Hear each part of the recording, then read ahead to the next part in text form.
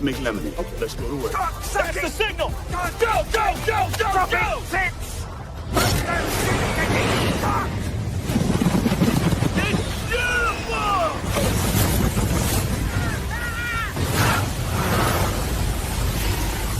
Mother Nature just pissed her pants, dude! Wake up and hit the ground running. It's The Rush, presented by Willis Auto, with Travis Justice and Ross Peterson bringing you raw, unfiltered, and unapologetic talk about sports, life, and everything else that matters. No filtered, no fluff, just The Rush. What's going on, everybody? Welcome to The Rush Radio Show, powered by Willis Automotive. Good to have you along on a Wednesday. I'm Travis Justice. He's Ross Peterson. Don't forget, if you're looking for a new car or how about a pre-owned car, check out Willis Waukee Pre-Owned. Yes, they are in Waukee. A great selection of pre-owned vehicles to choose from close to home. Start your buying journey at willisauto.com. If you're listening on the audio stream at therushradio.com, the Rush Radio Android app, or the TuneIn app, thank you so much. Watching on YouTube, good morning, everybody. It's good to see you. And hit that subscribe button. Go ahead and give this video a like. Leave your comments in the comment section. Phone lines are always open at 515-517-2303. And follow us on our social media channels. Hello, Ross Peterson. What's up, buddy? I got a little tummy ache. I had a little headache all night long. Yeah. I felt like I was like, I wanted my mommy. I'm like, and I was home last night. I was talking to mommy up in heaven going, my tummy hurts. What do I do, mommy? Yeah. I haven't had a tummy ache in a long, long time. Did you Might just have get been a good... the bottle of wine I had last night. Might have been yeah. And if we have to point fingers. Yeah. I actually had some wine last night, which I don't normally do. Yeah. Really? Yeah. The recipe that I had pulled up called for a glass of white wine to be mixed in with the beef shanks. You went with beef shank last night? Dude. What'd you do? Go to Fairway or Hy-Vee and go, I think I'm going to get some beef shank? Take me down this journey. Okay. All right. It wasn't a Fairway or Hy-Vee. It was a Costco. Really? Costco can get me with the packaging, dude. I listen, I'm a sucker for the delivery, okay? Okay. And we were walking around Costco, and the dude with the little butcher block hat on, or whatever they call the little paper hat, right? He's pushing the cart, and it's got all these fresh from Costco. Think of what I'm saying there. I'm in West Des Moines, Iowa. That thing was probably packaged in El Paso. Either way. It's beef shank. It's like this giant tube of beef. I mean, it's this, you can see the 3 bones in it. Like, oh, that looks good. I don't know how to cook that, but I'm going to buy it and find out. And so I bought it. ChatGPT told you how to cook it? And then I found out. So I did that. And it was, take me down the steps of beef shank. Take me down this rabbit hole. Sorry, folks. I know you probably wanted to hear sports. Not going to happen. We'll get right there. away. We'll get there. We'll get there. Yeah, we'll get there. So I last night decided it was the night, and cut up some onion and celery and carrots and garlic and threw some tomato paste in, and did the ChatGPT thing on how to cook it, the way to cook it, so that the bone marrow cooks also inside of the bone, which I'd never had bone marrow until last night. Bone marrow's good. Bone marrow's like the nectar of the gods. Where you been for me on this one, dude? How come you haven't said to me? I mean, I've had spoonfuls of bone marrow. Oh my gosh, it was delicious. It was like a scallop. You know what I mean? It had like it had that sort of flavor and like texture. Yeah. It was like a scallop. Oh, it was so good.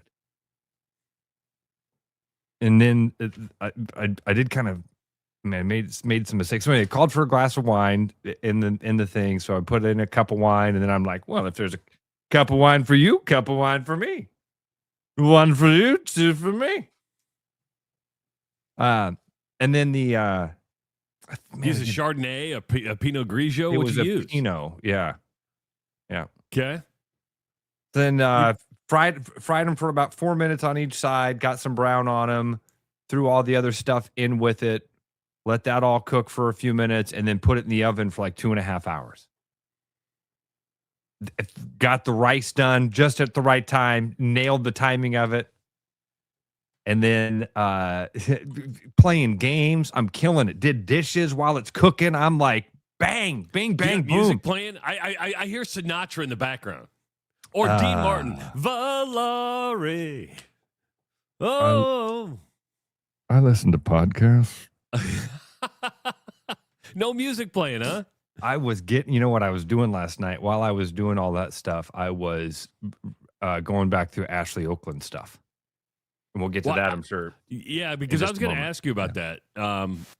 Because being a realtor, that is probably still something. Well, didn't you and Parizek do a Missing in the Metro podcast on that? Or no, did you not? Never on Ashley. No.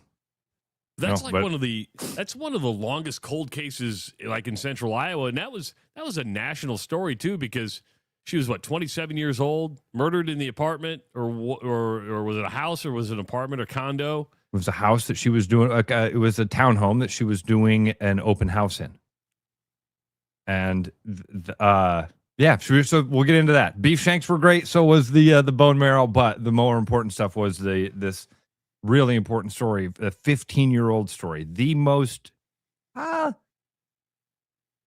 you know what? I won't say the most high-profile cold case, because technically Johnny Gosh is still a cold case, even though we're pretty sure what happened to Johnny.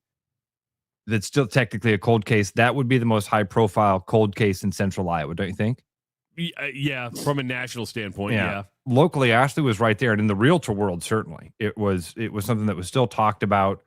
15 years ago, if you don't remember or weren't in the community, Ashley this beautiful young realtor was murdered for apparently no reason. And we're going to find, I mean, until this moment, there's a press conference coming up at 9 a.m.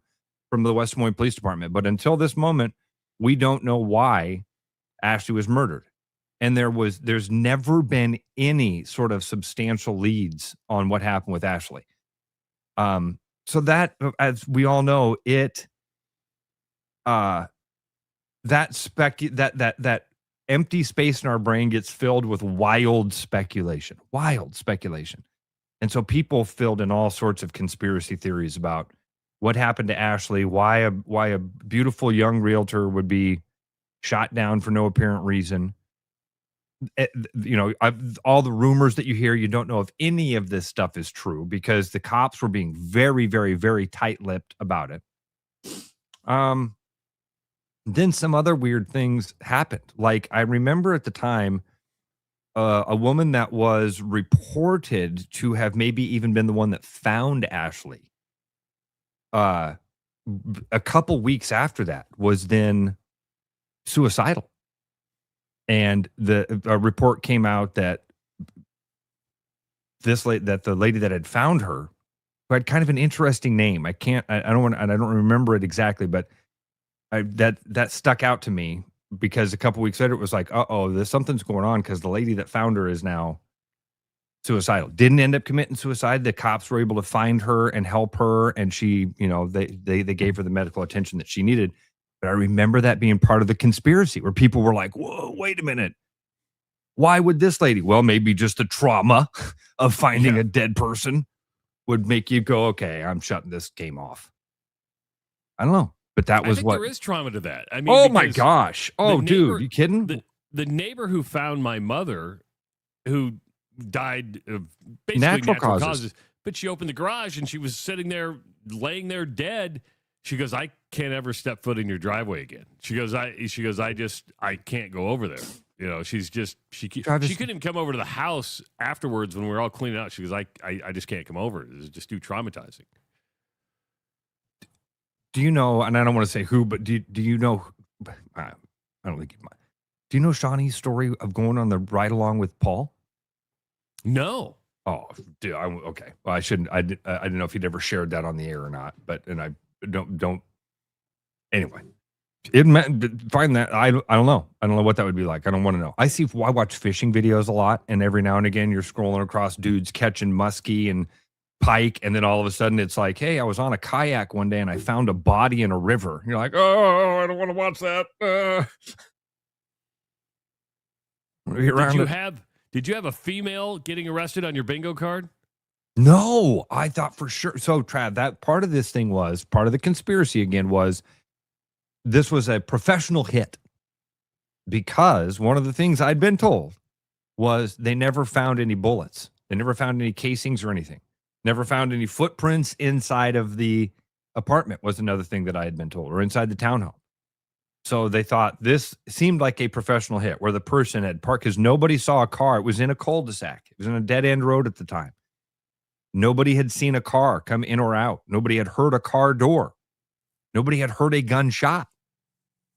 Like, wait a minute, somebody snuck in, used a silencer, shot her, and picked up their brass. This is a profession. So that's where, again, the conspiracy theories unfold. Now, you asked about Sergeant Prizik and I doing a podcast on it.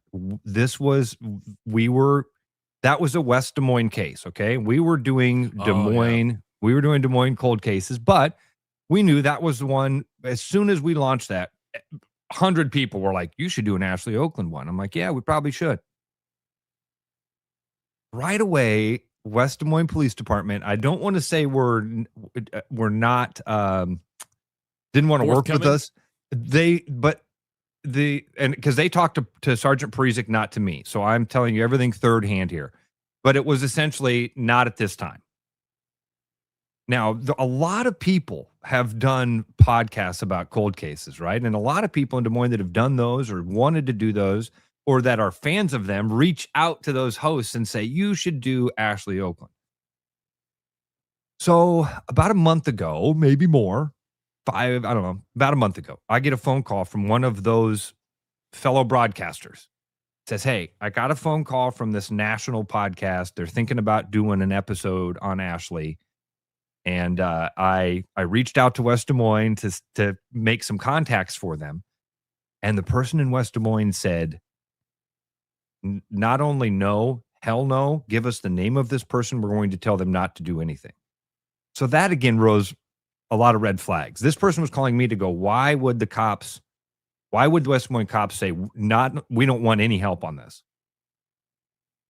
Are they covering something up or are they really close to getting somebody? And now we know the answer. And so that was actually the person that I found out about it from was that person reached out to me right away and said, dude, they just arrested somebody.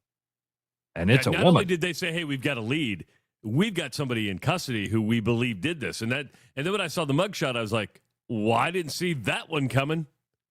So would have been the lady, the woman that they've arrested is would have been a couple years older than Ashley. I haven't done the exact math, but I think it would have been 5, 7, something like that, 5, 7, 8 years older than Ashley. Would have been in her early 30s because she's her early 50s she's now. 47 now. Oh, is she 47? Okay. 47, 48, I think. Okay. So we'll see. And this is the other thing that I would say. After this many years, it will be interesting to find out what transpired that allowed them to finally go forward with an arrest. Because this woman has been in our community this entire time. Oh, 53, by the way. You were right. Okay. It's 50. I thought I read 47 yesterday, but that's my bad. So thanks for the corrections, everybody. Yeah, because she'd been living in Woodward, right? Isn't that where she was living? I think that's what I read. Yeah, and I think most people. I just read the KCCI story. It's about all I was able to find on the woman that they've arrested. So wow. wild. I did not. What a way to put it. Did you have it being a woman on your card? No, I thought for sure it was a guy. Now, what I want to finish my thought. We all need to pump the brakes. This is accused. This is alleged. This has to go to court. We'll see what happens. Maybe the lady will confess. Maybe the whatever piece of evidence that they came up with, or that's the hard thing. There hasn't been like a huge DNA evolution in the last couple of years. Yeah. It's not like, oh man, let's go back to the crime scene and go check this thing. You can't.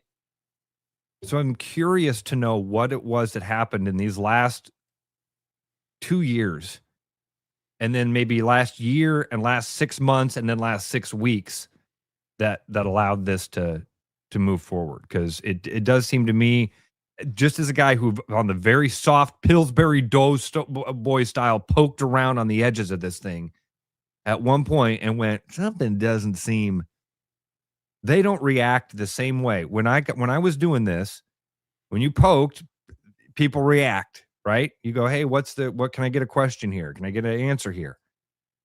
With West Des Moines, when you would poke on Ashley Okland, it was a different response. And that was always a thing that was like, why are they different about this? And now I'm guessing the reason is because they felt like they were this close to being able to lock something in and didn't want to mess it up. And probably still a lot left of that, Trav. We got to go to trial and see what happens here. But for the family, I got a chance to know Ashley's brother, Josh. And he was a wonderful dude, like really, really, really nice guy. Big Cyclone fan. He was a student at Iowa State when his sister was killed. And just like all of us, the family was told nothing. Nothing. So imagine them being in the dark. Imagine it being your daughter or your sister, and you spend this many years in the dark. And I did see Josh was quoted in the KCCI story of just, something to that effect of, think about her a lot and hope that we get some closure here. I will say this. When you hear nothing, you get frustrated, right? Because you want answers. Everybody wants answers. And I appreciate that. If I was in the same boat, I would be demanding answers. But you got to give West Des Moines police some kudos here, right? Because, 15 years is a long time. But to stay on the case, can you imagine the number of man hours, resources, everything that's been dedicated to this over 15 years? Probably in the millions of dollars that have been spent. That's a good point. If you look at the dollars per hour. Yes. Travis, you say man hours. Look at the manpower and the number of people. Because it's West Des Moines. It is not the same detectives and same boots on the ground and same eyes on the case the entire time. There's been a lot of people that have had sleepless nights trying to figure something out or wondering what they could do to put a period at the end of this sentence. And probably the case has been handed. And I'm making that's what I'm saying. Here. It's been handed off. It definitely has been. I can't do it. You do it. Yeah, definitely has been. So it is there, and there's going to be even today, there's going to be a lot of speculation because instantly, it's so funny, dude, how internet sleuths take over, because within seconds of that story getting out, I was being sent screenshots of the lady's Facebook page. This is a lot like what happened with that when the dude showed up dressed up like Hitler on Halloween and people found out his name and, his name was like, whatever, Terry Smith or right. And I wasn't his name. So don't, but then people were like, Terry Smith. Oh my gosh. He works at Smith Construction or Smith Enterprises. And then they bombarded Smith Enterprises and it was like the wrong Curtis Smith or what, remember that? Oh yeah. And so I don't know, like the Facebook profile that was found, the lady, the employer was a title company, a title and escrow company. So then people were like, oh, there's a realtor relationship. We don't know. And you don't know if she worked there 15 years ago. And she did. The company had apparently started in like 2020. And so again, and was it even the same lady? We'll see. And it's okay we've waited 15 years. It's okay to wait and see. It did surprise me. And I completely agree with you. Kudos to the West Des Moines Police Department for sticking with it, keeping their eye on the ball. Whatever it was that evolved that'll be interesting. I did think about, honestly, Trav, if my night wouldn't have ended the way it did, I really did think about throwing on the newsboy cap and heading out to the 9 o'clock press conference because West Des Moines Police Department are doing a 9 a.m. press conference. And I will be glued to that thing to see what information they give. And I imagine because ongoing investigation and ongoing case and all that, they're not going to try this lady in the court of public opinion. You're not going to, KCCI isn't where the verdict is going to be today. But I'm interested to see what they're able to share with us. It was probably something, a minor mistake. I'm just making an assumption here. But somebody made a mistake because after 15 years, you get lazy, right? And it's like you tripped you tripped something, and that led to some suspicion. So Brenna Bird, and I hate to say I won't. Let me piss off half the people. I actually knew Brenna Bird, really liked Brenna Bird in my time in politics. Really liked her. Now, you might not like her politics, but I'm just mean as a human being. She was a very nice lady and very smart. Sounds like she started a new cold case unit. I did, and Kyle, thank you for that. I've been out of the loop, my brother. Listen, Tyler, the next comment is Bird ain't getting credit for shit. Ba-bam, ba-bam, ba-bam, ba-bam. It's ping pong. Are you still going to Minneapolis today? Yeah. Yeah. That's a promise I made to two little girls. I'm going to keep that one. So, but last night, so I did think, I was worried for a minute last night I wasn't going to be here this morning because I got a phone call, but dad had to go in last night for some stuff. So he'll be he'll be under supervision for a few days, I think. He might go, I kind of like it here. Can I stay? Or is he the type of guy that wants to get the hell out like now? He's get the hell out last night.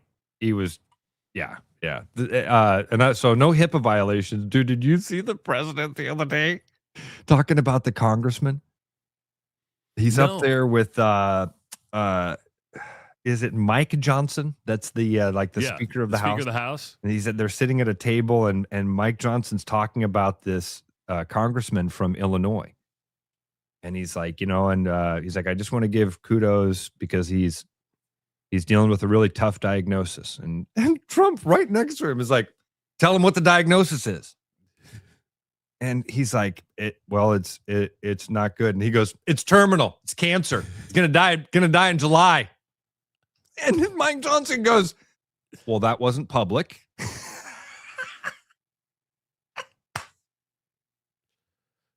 Oh, it is. Oh, anyway, was that so you people? Or me?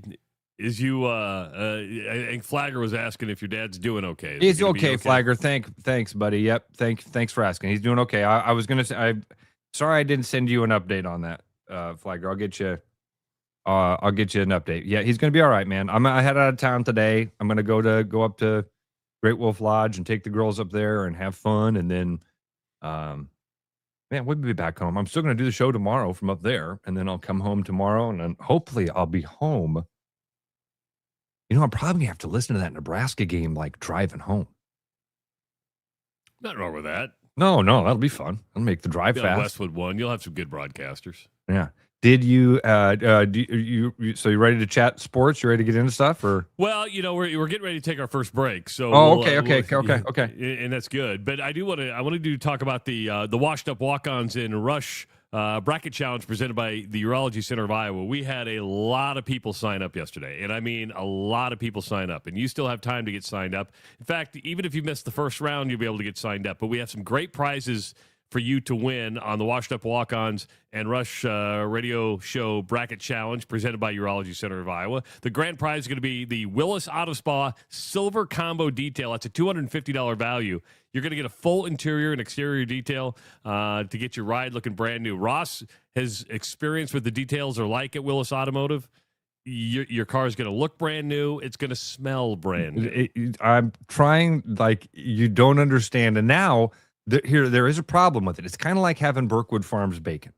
Remember I told you before you had Berkwood Farms bacon, hey, be careful. It will ruin bacon forever. You're like, well, what do you mean? It's the best bacon ever. Willis is going to clean your car in a way that you can never live up to that standard. So be careful. Buckle up. Our second place prize is going to be a JR South Fork Ranch prize pack. It's a $200 value that includes state fair tickets, lobster rolls, beverages, and some JR's merch. Third place, Iowa Fireworks Farm, a 4-cake assortment pack valued at $200.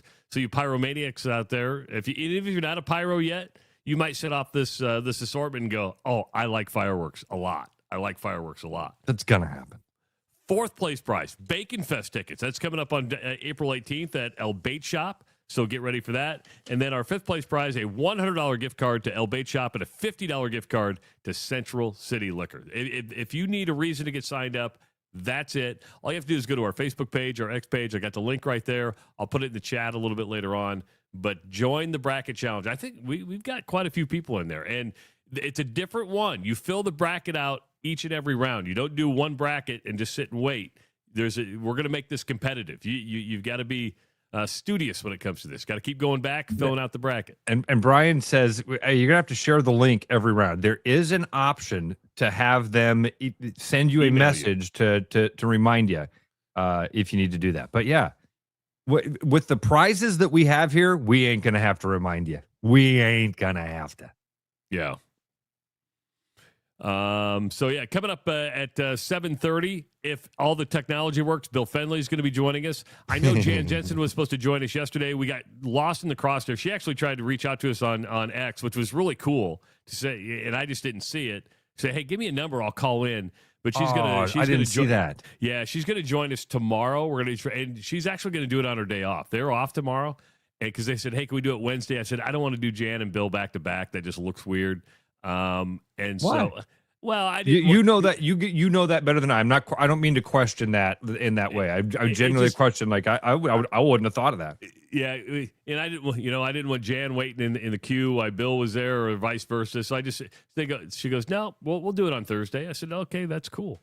But Bill Fenley, so we're gonna have to tell Bruno at 7:00 tomorrow instead of 7:30. Just to let you know. By the way, my buddy TJ, he reached out to me yesterday with his construction company, and he's like, hey, can I give a prize to last place? I'm like, well, I'll have Ken reach out to you. So TJ, I'll get. That's on me. That yesterday got away from me. I will make sure I get Ken to get in touch with you for a last place prize. But TJ, then what if somebody just signs up and doesn't do any picks? Like I feel like there's going to have to be some parameters here. Yeah. And what if there's a bunch of ties, which could be at last place? For last place? Ties. Yeah. Hey, folks, if you want variety and value, make your next stop Central City Liquors. Locals rave about their selection and the staff who knows their stuff. From favorite everyday bottles to rare finds, they're stocked and ready. Plus, you'll always find great deals on your favorite drinks. Central City Liquors, where good times start with great choices. It is the Rush Radio Show, powered by Willis Automotive. The Rush Radio is now on the free TuneIn app, allowing you to enjoy the show on Apple products and Android Auto. Download the free TuneIn app and search The Rush Radio to take Travis and Ross wherever you go. With the Iowa Lottery's new Millionaire for Life game, you could win $1 million a year for life. That could make you a My Dream Job is No Job millionaire, a front row tickets to every show millionaire, a hire a personal glam squad for you and your bestie millionaire. Yep, a little further. Or just to never run out of your favorite pickles millionaire. With Millionaire for Life from the Iowa Lottery, And these. you could change your life for life. Play today. When you work with a company like Mr. Electric that goes above and beyond and makes the customer their priority, that is just a real joy to encounter these days. It was a fairly complicated project and it was intimidating. They made it look so easy and they were very professional, very clean folks. They thoroughly explain what they're going to do. It's clear that they're experienced and that they know what they're doing. Having professionals out there that can do that for me, that gives me a lot of peace of mind. Keep your edge with Body Armor Sports Drink. Bold flavors, electrolytes, and hydration that goes the distance. Grab Body Armor before the grind, during the game, and after the win. Body Armor Sports Drink. Hydration that's real and better for you. Pick up Body Armor Sports Drink on your next grocery store run or convenience store trip. With over 260 beers on tap, El Bait Shop isn't just another craft beer bar. It's the best. Beer lovers know El Bait Shop, 200 Southwest 2nd, Des Moines. There's a new spin on casual dining near Drake University. Lucky Horse Beer and Burgers. Craveable faves, flatbreads, delicious burgers, frozen cocktails, and a crazy cool vibe. Get to Lucky Horse Beer and Burgers today. My name's Gary Presnell, and I'm a residential home mortgage banker for Northwest Bank in Des Moines Metro Market. I've been financing people's homes for over 25 years, and I'm an expert in financing VA loans, FHA loans, IFA loans, and new construction homes. This is my cat Norm. Norm knows basketball, but he doesn't know mortgage. And that's where I come in. There are a lot of Tom, Dick, and Norms out there doing loans. So don't just trust anyone with your home loan. I'm your local, trusted, experienced expert. Please call me. I would love to help you. Call Gary at 515-975-6767 or find his profile at nw.bank. Member FDIC, Equal Housing Lender. What's wrong? I hit a gnarly pothole on the way in. My steering feels off, harsh ride, nasty business. Hitting a pothole can wreak havoc on your suspension. Did you know for the month of March, if you bring your vehicle to Willis Cadillac, we'll give you 20% off a tire rotation, balance, and alignment. What? Yeah, I know, James. We both work here. We sure do, buddy. And you can schedule online at williscadillac.com. I know. What's going on?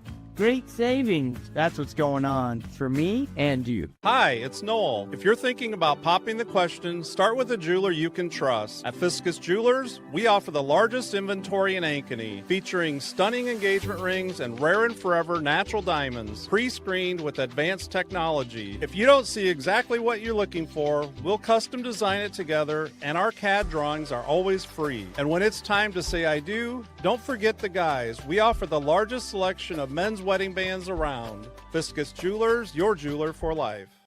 Back to the rush. Strong opinions, weak filters, and just enough sense to stay on the air. It's the Rush Radio Show, powered by Willis Automotive. Don't forget, coming up on Friday, it's the Iowa Lottery Weekly Woohoo. Your chance to win with us. And this week's prizes include Diamond Dollars, Lucky Clover crossword, and free play coupons for the new national draw game, Millionaire for Life. Both the scratch tickets are part of the awesome new Second Chance promotions. You must be a VIP club member to enter your non-winning tickets. And if you're not a VIP club member, sign up for free today at iowalottery.com/VIP. And if you want to enter your woohoo early, just go to therushradio.com, click on the promo tab, and find the woohoo.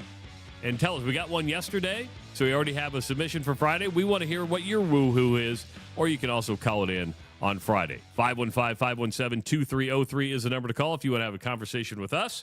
Ross Peterson, World Baseball Classic last night. Venezuela beats Team USA 3-2, and there's just absolutely no offense whatsoever for Team USA. Aaron Judge, 0 for 4, 3 strikeouts. Kyle Schwarber, 0 for 3, a walk, 3 strikeouts. Bryce Harper had the best game. He had both RBI, but Team USA could only muster 3 hits against Venezuela last night. Yeah, the problem was Venezuela was trying to get him out the whole time. I mean, give Venezuela credit. They beat Japan and they beat Team USA. Yeah, they came with a lot more passion, it felt like. Yeah, we talked about this throughout this classic. It felt like maybe this is one of those examples of like the team that wants it more. You know what I mean? The team that's got more fire in the dugout. I don't know, Travis. And not that that wasn't the case last night because, man, Harper hits that home run. That was right when I had to leave the house, by the way. So I did not get to see the end of the game. Harper hit the bomb, and it tied the game. You're like, yes, that was fun. And I didn't see it that way. I didn't. It was an interesting take that you had there because I didn't see it. I understand they only had a couple hits, but I really saw it as much more of like one of those World Series type of games that we've talked about. This has had playoff feel, and last night had that playoff feel. I didn't ever last night during that game think, man, the U.S. is really coming up short here. They're really dropping the ball and fumbling this thing at the goal line. I thought we're watching a really good baseball game.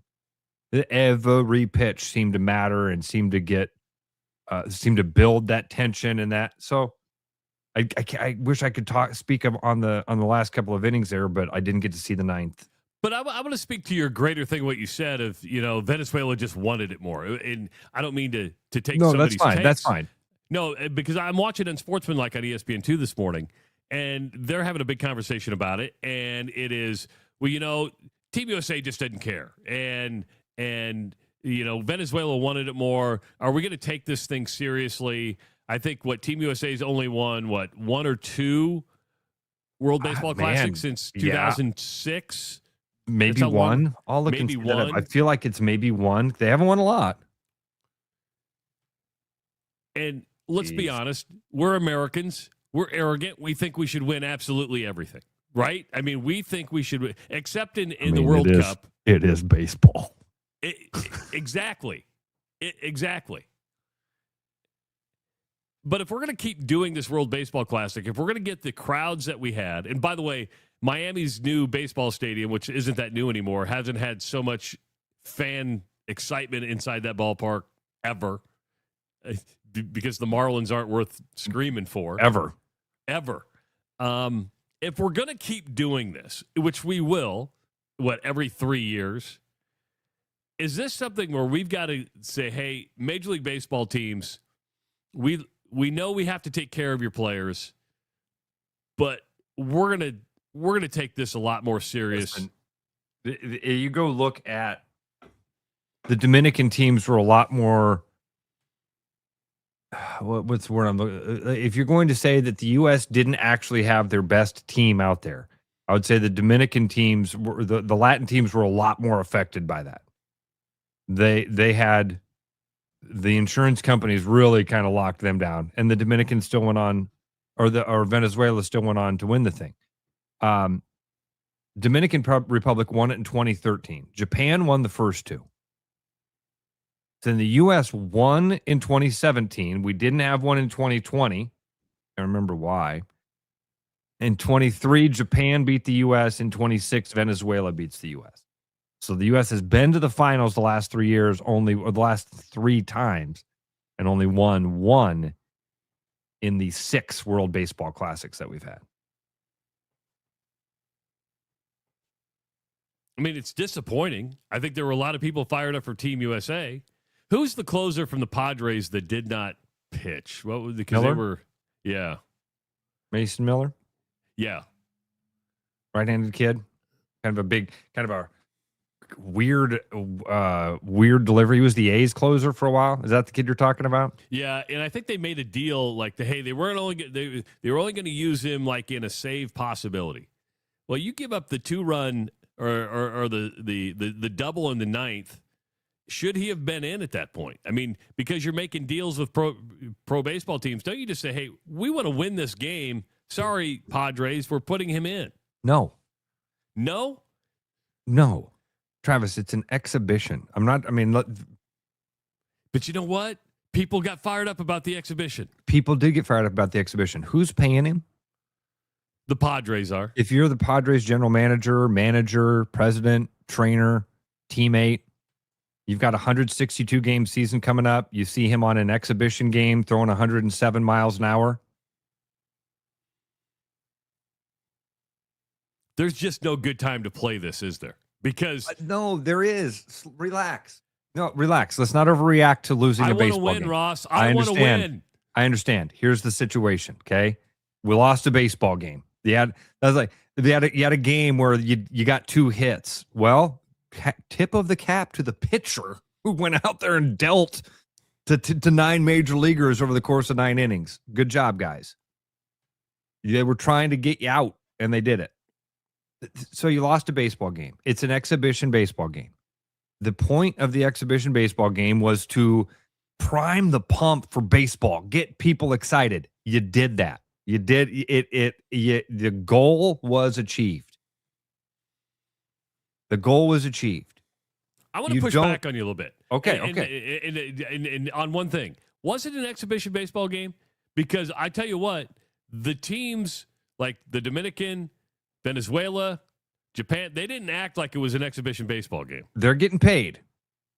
And they want to win. And I did say that with watching the U.S. and Dominican, watching some of those other games. You got to see that, feel that. I mean, hell, man, you got multiple. I had friends reaching out to me saying, tell me you're watching this. Baseball, March. The selection show has happened, and we're talking about baseball. That's the first time in about 30 years that's happened to me, which was really cool. I don't change the timing of it. If anything, change the thing of every 3 years, which is kind of a weird rhythm. I saw somebody write in early and say, change it so that we should do this every year instead of the All-Star game. Well, then you would need almost 2 weeks. And then here's what I would say: be careful, because look what happened to the NBA All-Star game. Like you can start to tinker with the All-Star game, which probably does need some tinkering. But if you're going to start tinkering with it, can we just go the way of the dodo? Can we just go the Pro Bowl and shut the lights off? Have a skills competition, something that, or just take a break. Is it okay to take a break? Which would be, again, I like that. I like the timing of it. I'm not crazy about the every 3 years thing, but I like the spring training, doing it during spring training. It has done what it's supposed to do, got people excited about baseball again. Doesn't interrupt the MLB season. I don't know of any major injury that came out of this where you got to look and go, oh, shit, the Twins can't compete now because they just lost. You know, like, let's say they would have brought in Miller towards the end of that game, and all of a sudden he's grabbing his elbow with 2 strikes. Padres are like, what? Probably would have happened eventually anyway, right? But the Padres would rather have it happen on their mound than the World Baseball Classic mound. Bingo. And that's why all these, I mean, I don't think we talked about on the Air Trap. Did I send you that article about the insurance companies and how they had affected the World Baseball Classic? I'll see if I can find that real quick. Like Lloyd's of London, just insurance and loading up on everybody? Basically, Lloyd's of London, that's an old reference to like an insurance company that used to insure athletes. I'm sure there's many more out there now. This group is called the National Financial Partners. They're the primary insurance provider for the World Baseball Classic. And you can find this article on ESPN from March 6th titled, How Insurance Mess Shaped the World Baseball Classic. And it is about this. It says, this is obviously from back on the 6th, why so many players were held out because of insurance. And it basically goes back to Edwin Diaz. Got hurt. Mets had to pay him his 2023 salary. 3 years ago, the company paid Edwin Diaz's 2023 salary, $17.25 million, when he tore his patella tendon amid an on-field celebration. Because they took the game seriously and they were celebrating the win. So since then, NFP's parameters have become more stringent, most notably with the introduction of a new provision. No contract will be insured once a player turns 37 years old. That kept Dodgers infielder Miguel Rojas from joining his native Venezuela. Blah, blah, blah. Outside of age, the other classifications have chronic injuries. We all know how that can be played out. Francisco Lindor and Carlos Correa had to withdraw from the tournament. Venezuela was also denied Jose Alvarado, prompting an emotional Instagram post. Ellie De La Cruz won't suit up for that's one of the most exciting players in all of baseball. True. Didn't suit up for the Dominican Republic. That had more to do with the Reds preferring not to play coming off a year hindered by quad issues. So is it an exhibition? Yeah. Are they getting paid? They are getting paid, and they deserve to be paid. But when you look at who's making the decisions, it's an exhibition. You mentioned the every 3, the Ryder Cup goes, every 2 years? That makes more sense to me than an every 3-year rotation. Yeah. I wonder how they came up with the 3-year thing. It's probably an agreement between Major League Baseball, owners, Players Association. Players. There's a lot of deep things you got to go down that. Okay, how often can we do this? So that I didn't mean to go down the insurance rabbit hole again. But I think it's interesting. It's an interesting thing on how we got to where we are and why the roster looks like it does, and where are some of those great baseball players and most exciting. You got a couple of them. You got several of the most exciting baseball players are on these rosters. I think what may happen now, though, after you see Tyler say they're switching it to every 4. Every 4? That's too long. Yeah. I think it needs to be every 2. Are you familiar? Probably with because that? of the Olympics, because baseball is an Olympic sport. Is it an Olympic sport again? Yeah, it's coming back. Okay. All right. I truthfully didn't know. If you just see that, do you sing that in your head? What, 3 is a magic number? Burger McChick wrote in 3 is a magic number. Does that? You don't know that song? No. Man, I thought I know that was 1 is the loneliest number. No, I'm not exaggerating here, okay? We're going to rabbit hole for just a few seconds. That's fine. Rabbit hole all you want. I honestly thought that 3 is a magic number was as well known as Happy Birthday. I have no... Can you sing it for me? 3 is a magic number. Yes, it is. It's a magic number. I'm drawing a blank. Oh, dude, it's such a good song. It's from School of Rock. 3, 6, 9, 12, 15, 18, 21, 24, 27, Rock? 30. Is that That's a Schoolhouse magic Rock? number. Or School of Rock? School of Rock was the Jack Black movie. Jack Black movie, right? And I think that in that he sings that song. Okay. I think he sings 3 as a magic number or a version of it, but it's from Schoolhouse Rock. Thank you to Rev and Mike for that. Right. All I know, I'm just a Bill. Oh, yeah. Ordinary average Bill. I'm just a Bill on Capitol Hill. Yeah. So 3, and then Blind Melon. Remember the group Blind Melon? You know the song? Remember the group? No Rain. They did a cover. They had a song. They had 3 as a magic number on one of their albums, and it's really good. But I played it the other day for, I think it was Courtney and her kids, and I was like, "Oh, you guys." Somehow 3 came up, and so I played it. I'm like, "Oh, you guys, that reminds me of this song," and everybody's like, "What is this?" You guys know? Come on, sing along. Everybody knows 3, 6, 9, 12, 15, 18. And they had no clue? I wouldn't have had a clue. I'd have been like, what's Ross doing? Is he tripping on shrooms right now? Again? Not since Tuesday. Chris Wright said, do a Schoolhouse Rock where it's just the bill and they intertwine politicians getting money under the table. I get my kids, and my kid's husband's rich. Oh, man. Protect the pedophiles. It's okay. It's all right. We're at war. Diversion. Wag the dog. Wag the dog. Amen, brother. At the time when that movie came out, have you ever seen the movie Wag the Dog? Yeah. Hold on. Dustin Hoffman? Yeah, Dustin okay. Hoffman's in Wag the Dog. All right. I think at the time I didn't quite understand. I mean, I knew the premise and I knew what they were doing, but it didn't make sense to me. Now you go, oh, that movie makes a lot of sense to me. We're going to wag the dog. Yeah, it was funny. When you asked, have I seen that movie? In my head, it was, is that Al Pacino? Is that Joe Pesci? Is it?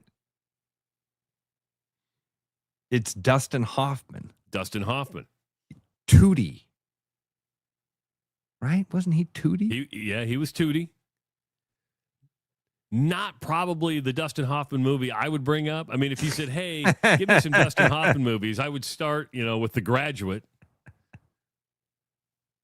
The Graduate's the one with Mrs. Robinson, right? Yeah. And the leg with the nylon. Yeah. Tootsie. What did I say? I thought you said Tootsie. I thought I said Did Tootsie. you say Tootsie? And then there was Tootie. And Tootie was... No, Trudy. Trudy was the gal in Facts of Life. Yes. Yeah. I Dustin thought Hoffman, Rain Man. Autistic, yes. Count cards.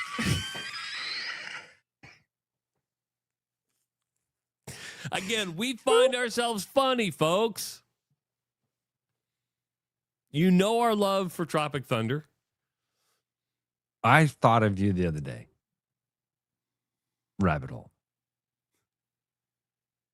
And it said, the meme said, it was a picture of the cast at Gilligan's Island. Okay. And it said, maturing is realizing there was a third option besides Ginger and Marianne. Mrs. Howell? I made me Is think it Powell? Thurston? No, Howell. Thurston Mrs. Howell. Howell? Yeah. Yeah. Made me think of you. It's so true. It's so true. Yeah, Tootie was the young black girl in Facts of Life. Blair, Joe, Natalie, Mrs. Garrett. Are we missing anybody? No, I feel like that was the crew there. That was kind of the main core. Yeah.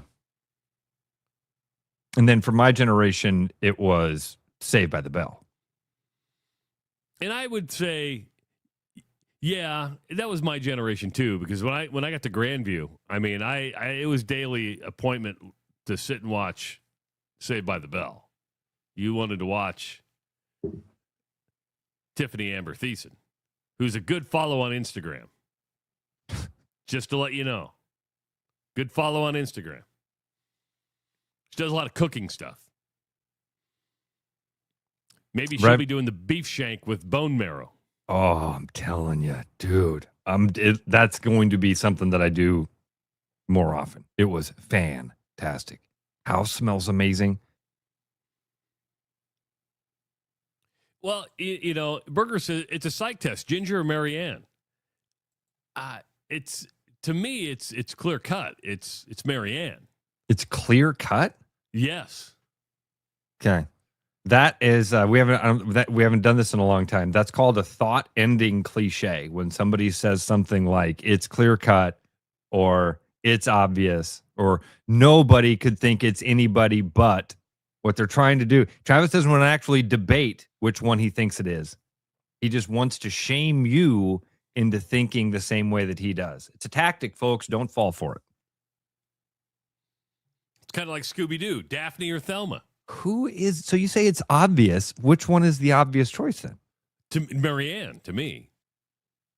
The obvious choice for me was Marianne.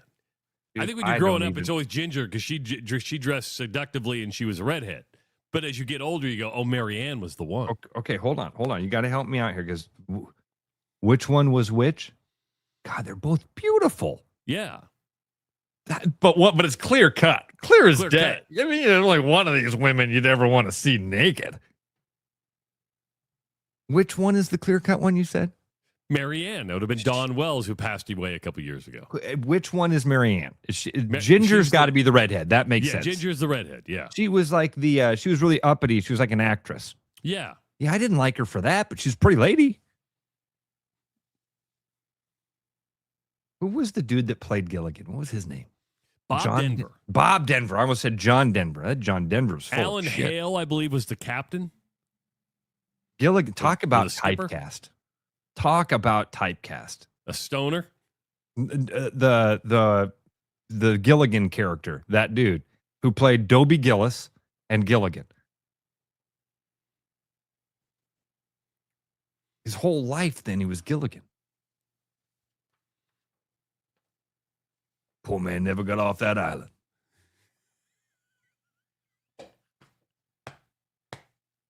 Again, folks, we find ourselves funny.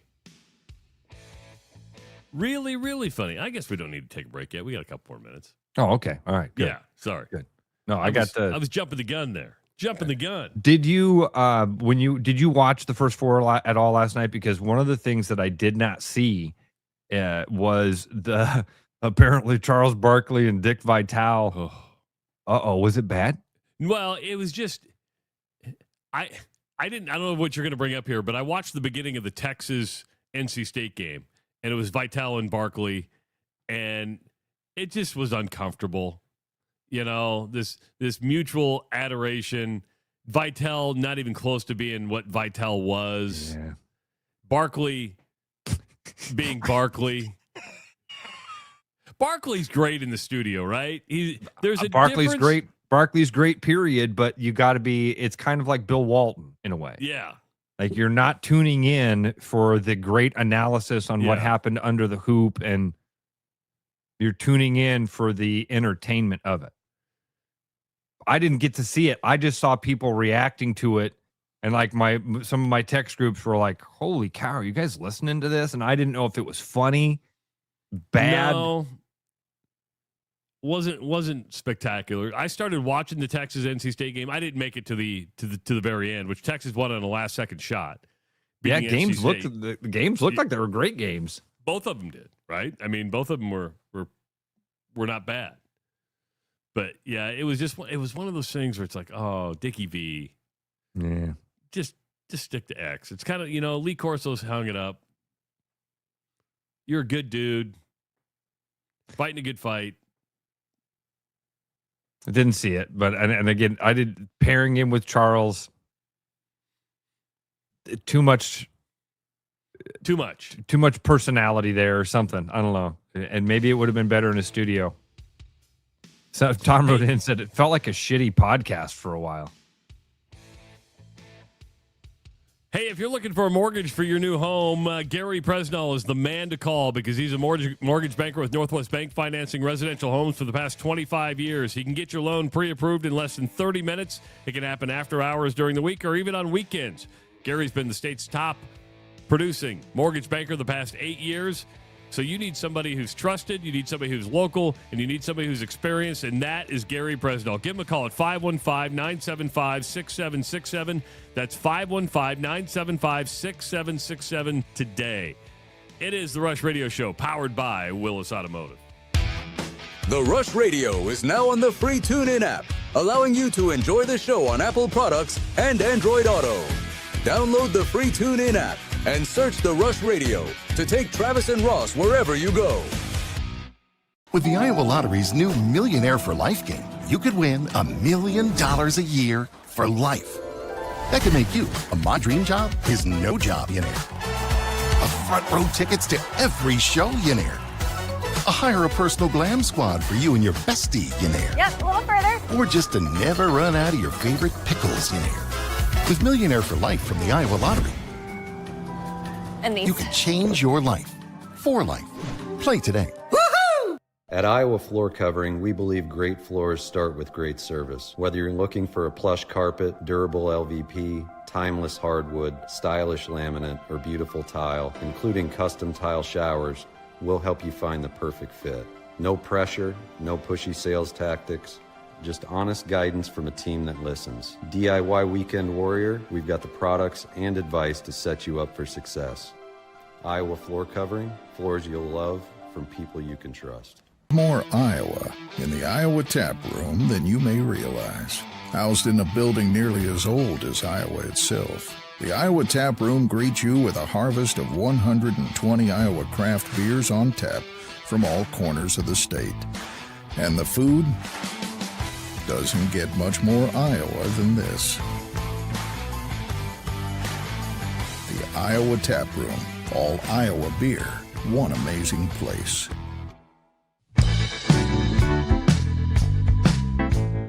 There's always something new at Fong's Pizza and an ever-changing menu of tiki drinks. Or try our new noodle dishes alongside your favorite slice. It's all happening at the new Fong's in the East Village.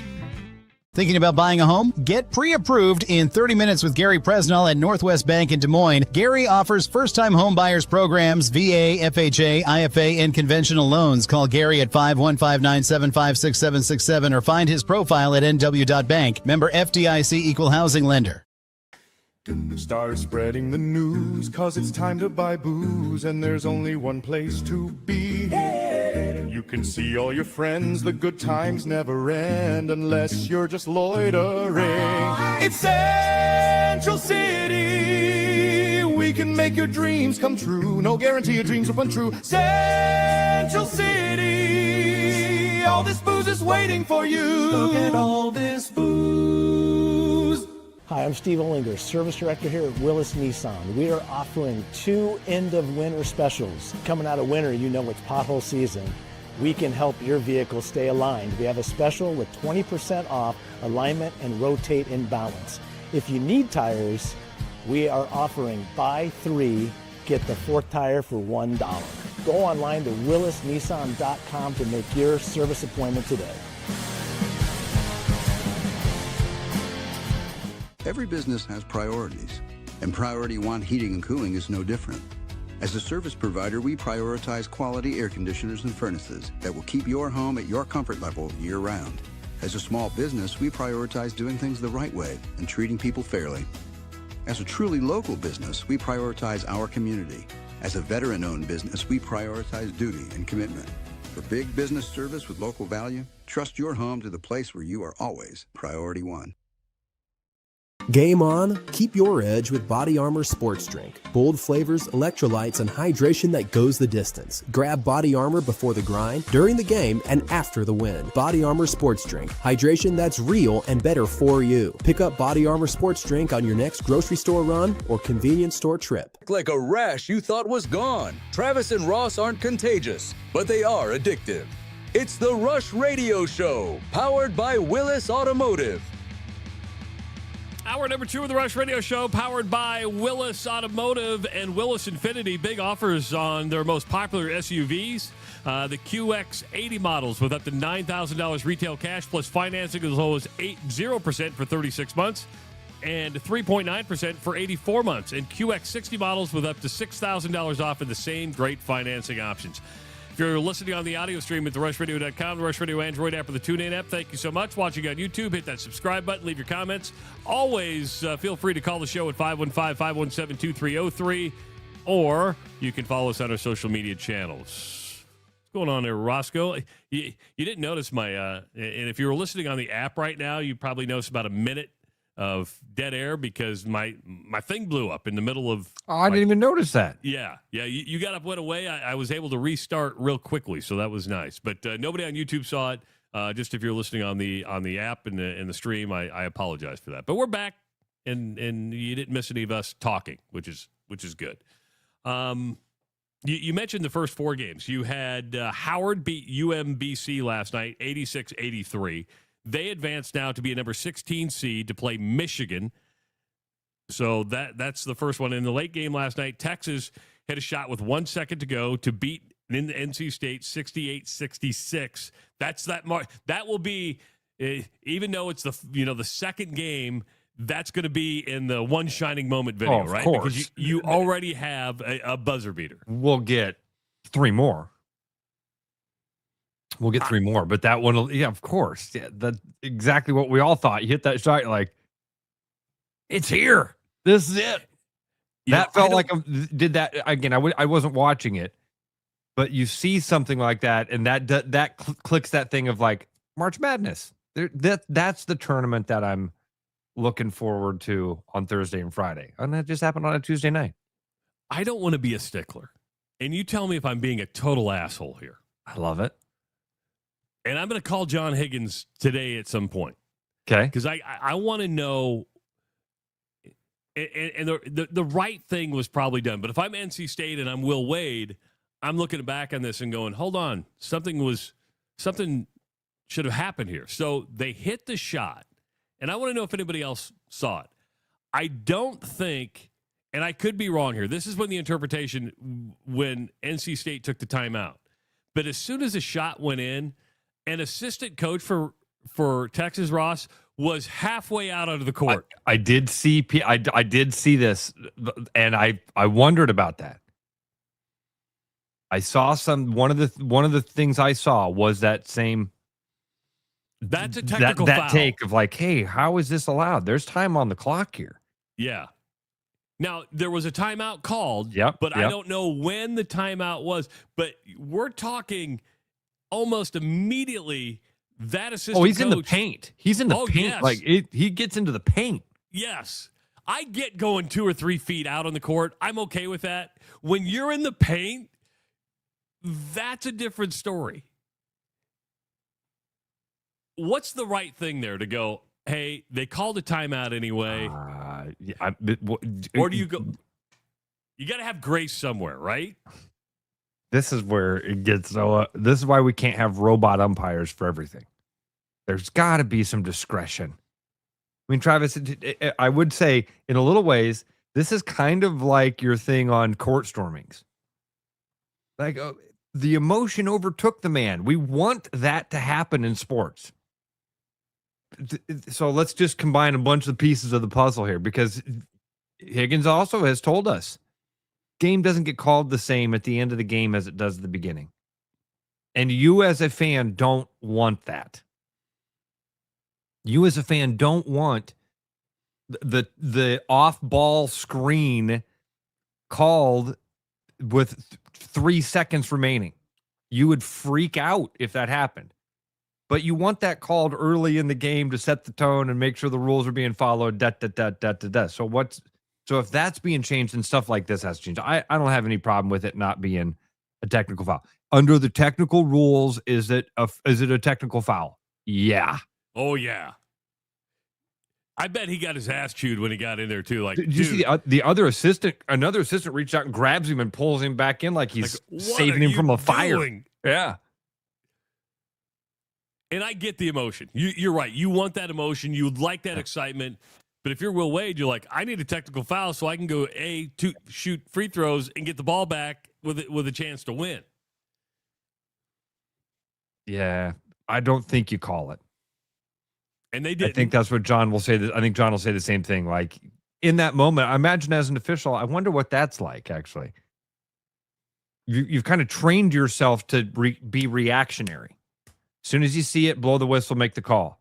You got to have that ability in that moment to go, okay, I'm not going to change this game because of that.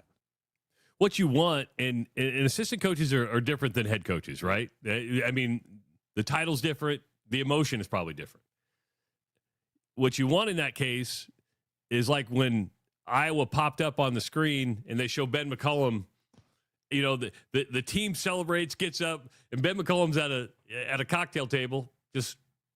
He didn't emotionless, right? I mean, he smiled, but it was just like, all right, let's get to work. Here we go. You know, got a job to do. You want your assistants. I'm okay with that. Yeah, I think you're right. The head coach being a little bit more CEO, statesman-like, but I don't mind a head coach who the fist pumper. I just don't want him to be a 2-foot stomper. Berger says a foul in the last minute's a foul in the first minute's a foul in the last minute. Until it's not. It's not. Until it's not. And I think that John makes a good point when we talked to him about, like, as a fan, you don't want that. You don't want that tick-tacky. Could you imagine 5, 4, 3, 2, tweet, 3 seconds. 3 seconds, we're going the other way. You think you want it called that until it happens. And then you go, it happens. You just made it the ref show. And that's really what they want to avoid. I know people don't believe that, but I really do. They don't want to be the show. Unfortunately, your top ones do the bigger games. They become the show because you see these guys on the biggest games around. So you kind of go, hey, I've seen. And they make those calls. They make the call that all of a sudden the camera's on them. Or, I mean, some of those guys did become their own worst enemy. I don't disagree with you. Do not disagree with you. I'll give John credit in that, you know, he was at the Final Four and decided to hang it up. He could have went a couple more years. I think he goes, you know what? I'm out. It's just time. Yeah. Let somebody else do it. Basketball will be the sport that it'll be the hardest to make the transition to electronic officiating. Did you? I don't know if I want. How would you even do electronic? That's what I'm saying. It'd be the hardest one. It'd be the hardest. I don't think you could. I mean, you can't. You couldn't have like biometrics of when guys are making contact because they're already. Oh no, I got it. Oh, go ahead. We repurpose the Big 12 glass floor. Here we go. With sensors, and then that could detect traveling. Oh my God! Could we please get back to calling traveling in basketball? Could you imagine that glass floor and it just lights up? Travel. That would be awesome. And flopping. Guy hit the ground and there was no contact. We can see it from the glass floor. There'd actually be a purpose for it all. We might get something good out of this glass floor of the Big 12 yet. So tonight you have two more games that will take place. Prairie View A&M against Lehigh. I have no idea. No clue. The other game is going to be watched, I think, closely. That's Miami of Ohio and SMU. Okay, what makes you what gives you the indication that one's going to be watched? I believe people have heard enough about Miami of Ohio over the last week and a half that they're going to tune in to say, okay, does this team belong? Yeah. Can I give you some hard data on why that's a good prediction on how so many people are going to watch this? Sure. Travis, the overwhelming number of bets not on this game. The overwhelming number of bets for the first four for the first round have been placed on Miami of Ohio to win or lose. Mostly to win, but this game will be one of the most watched. It should be right now, according to this Yahoo Sports article. Might be one of the most highly anticipated or highly watched first four games because of the betting public. So let me give you some numbers here. This is again from the Yahoo Sports article. They've become one of the biggest storylines, obviously, after their 31-0 start and then losing 87-83 to UMass. The betting public has been strongly backing the Redhawks so far, as they are the most bet of any NCAA tournament team in early wagering. At BetMGM Sportsbooks, 71% of wagers and 63% of total dollars wagered were on Miami of Ohio to cover the spread as of Tuesday afternoon.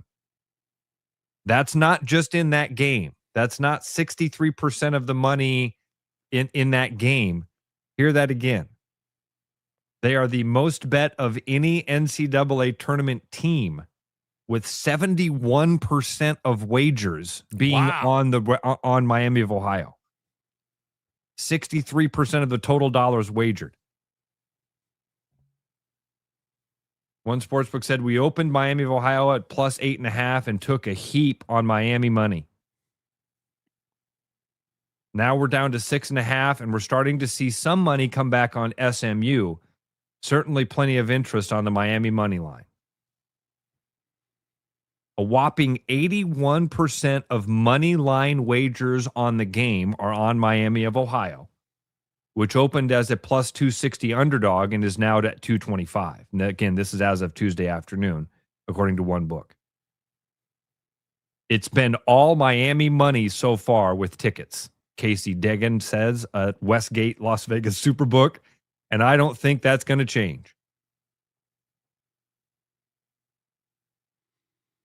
If Miami of Ohio wins tonight, that's good for teams who in the future may have a similar case where they go undefeated during the regular season, lose one game in the conference tournament, and I think the sentimental thing was you can't win 31 games, lose one, and be held out of the tournament. But let's say, so if they win tonight, that's going to be a stronger case if this happens again and you have a strength of schedule that is just absolutely horrid like Miami of Ohio did. Let's say they lose by 10 to 20 points to SMU. Oh, man. Is that an indicator for future years, if this happens again, that you keep those teams out? I hate to be so cynical on a what's going to be. We're getting ready to wrap up a beautiful week. We got incredible basketball coming up Thursday and Friday. It's going to be 83 degrees on Friday. Did you know that? Yeah, going to be Went beautiful. From 8 degrees yesterday morning to 83 on Friday. So I don't want to just... I hate being the guy that rains on the parade. Travis, I don't think it matters. Okay. I want to believe what you said. I want to believe that if Miami of Ohio wins and makes a run, that all of a sudden the world goes, oh man, look at these mid-majors. They're so talented. And because I believe that's the truth. I believe the truth is that the talent is so far spread out that this strength of schedule thing is all about the name on the front. It has nothing to do, very, very little to do with what else is happening. You can be a horrible basketball team, but if you're in a good conference, your strength of you're going to be a good team to play on the. It's goofy, and then all these big dogs are recruiting the guys from High Point and Lehigh, and so what?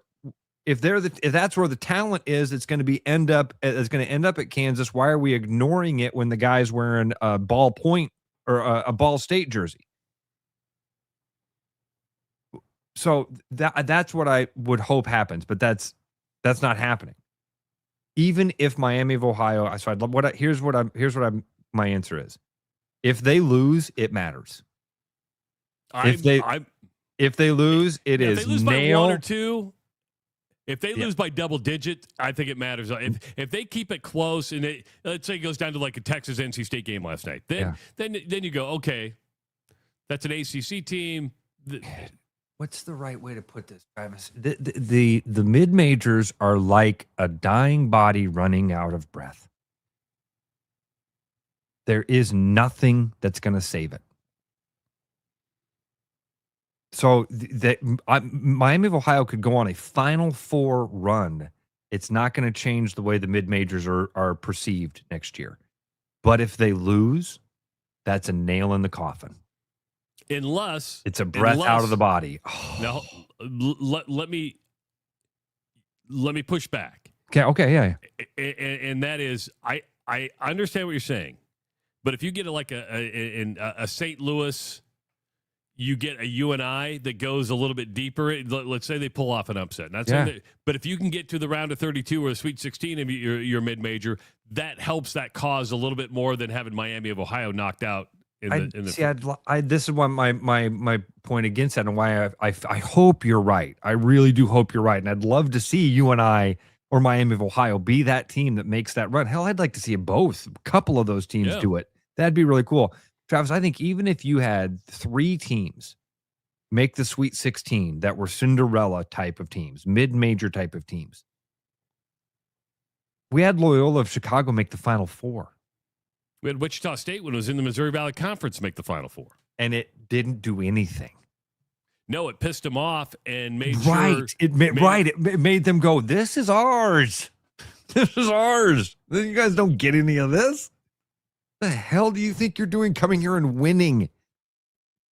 You're lucky we invited you to come take part and you have the audacity to actually compete and win. Get out. So now remembering the Wichita State story, remembering the Loyola story, remembering what's happened. Now play that forward. Imagine if 3 teams made the Sweet 16. Dude, next year we'd have next year they'd create a new rule that the one and done the one bid leagues have to have their own play-in tournament. And one of you gets to come play the top seed. And you have to play all 4 number 1 seeds. So that's my fear. Is it's a one-way train. It's almost like the best thing that you can do is just take your whooping. Like, oh man, the best thing that could happen is Miami of Ohio lose by a point, because that way we don't piss off everybody by taking more of their money, but we still show that we're the gritty little competitor guy. Because we can't win. If we win, we make them mad and they don't let us come back to the party. So you go major league, dude. You go major league and you go win the whole fucking thing. Berger says mid-majors on life supports as it is. Economics are just not adding up. I want to get Keith Mondillo in and actually ask him about this because I think you're going to find out the economics for the big boys is not adding up as much as it is because they can opt into, let's use Drake as an example. Yeah. You can opt into the house settlement. You don't have to spend a full $20 million. You're like, hey, we're in the house settlement, but here's what we're going to spend. And yes, we're going to help pay back whatever, money Tyler Kluver's owed for his 4 years of being a long snapper. It's like $30,000 or $40,000, he said. But you can kind of control your spending. Where they're on life support is they'll never be able to keep a team together. Meaning that if you're a decent player, you're going to get pillaged. Gone. Speaking of gone, Thad Matta retired from Butler. And right away, Jack McCaffrey now has entered the transfer portal. So the son of former Iowa Hawkeye basketball coach Fran McCaffrey is into the transfer portal. He was like one of the top players in the country coming out of high school in Iowa City. Did not want to play for his dad, or at least that's what we thought. Well, just didn't play for it. Yeah. Didn't end up. Well, I think he watched the way it went for Connor and Patrick. Maybe just the scrutiny of being the coach's son. Who knows? Yep. Do you think he ends up at Penn, or does he end up at? Because he only played 9 games this year. He's taking a medical red shirt. There's a lot of things that happened with Matta retiring. One, Connor McCaffrey's going to be looking for a job now. So is he going to leave Indianapolis, or is he going to stick around and be with Caitlin Clark? Guy wants to have a job, wants to coach. But say what you just said again, though. What are his options? Let's say he gets offered. Let's say the Seattle Supersonics reach out and say, "Hey, Connor, we'd like you to move to Seattle. Help us out with this new franchise. You're going to be a front office guy." What was his other option? You said stay in Indiana with who? Caitlin Clark. I think he'll be okay. You're probably right. He's got good. Those are good options. Honey, I was just called and offered a job. This is like, remember the Bobby Hansen story with his shoe contract? Bobby Hansen had a buddy that worked for LA Gear. And so Bobby Hansen, when he was with the Lakers, was an LA Gear guy. Well, he got traded to the Bulls. The Bulls had a dude named Michael Jordan. And when Bobby walked in with his Bobby Hansen tells the story. Like he walked in and Michael Jordan, one of the first things he says to him is, "Hey, by the way, you don't rep LA Gear anymore." Huh? Excuse me, I'm getting paid. Yeah, right. Yep. And tomorrow, what size shoe do you wear? Because tomorrow your locker is going to be full of Nikes and Air Jordans. You don't work for it. McCaffrey goes to Iowa State. Maybe. He's a hell of a ball player. I mean, he's good basketball IQ, good athlete. This is the snotty thing I would say. Why can't he go play for Penn right now? Why can't he join? Why can't he join their roster for the tournament? No, that would not. Well, because he wants his medical red shirt. No, I just mean say this last part. Say what you're about to say. You don't think the NCAA what? Would let that happen. Okay. And I don't think, because I don't know if is the transfer portal technically open yet for basketball? Does it matter? What would happen? Well, I don't know. When does Penn play? Do they play tomorrow or Friday? What would happen if Penn comes out of the locker room and Jack McCaffrey is leading the layup line? Well, he's not enrolled in school, and you can't enroll in the middle of the semester. Why not? Because schools like the Ivy League schools have standards, Ross. They have standards. You're right. Yeah. Oh. Don't you understand? Uh-huh. Listen, fake Bob Vanderplots hits it on the head. The one rule might be because you have limit on roster numbers.